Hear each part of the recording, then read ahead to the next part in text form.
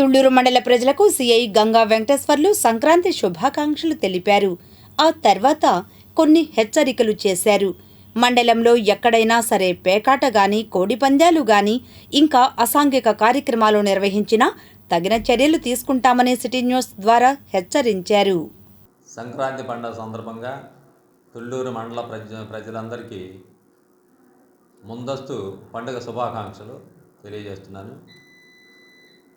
ఈ సందర్భంగా తుళ్లూరు మండల ప్రజలకు విజ్ఞప్తి చేసేది ఏంటంటే, ఎక్కడైనా సరే కోడి పందాలు కానీ, పేకాట్లు కానీ, ఎలాంటి సంఘ వ్యతిరేకమైన పనులు నిర్వహించినట్లయితే వారి మీద కఠినమైన చర్యలు తీసుకొనబడతాయి.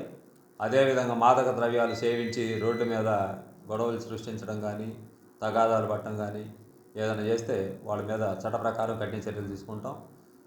అదేవిధంగా ఎట్లాంటి సమాచారం తెలిసినా జూదం ఆడేదాని గురించి కానీ, కోడి పందాలు నిర్వహించడం కానీ, వారికి ఎలాంటి సమాచారం తెలిసినా వెంటనే నా నెంబర్కి కానీ, లేక 100కి కానీ, లేకపోతే 112కి కానీ తగిన సమాచారం ఇచ్చి పోలీసు వారికి సహకరించవలసిందిగా విజ్ఞప్తి చేస్తూ ఉన్నాం.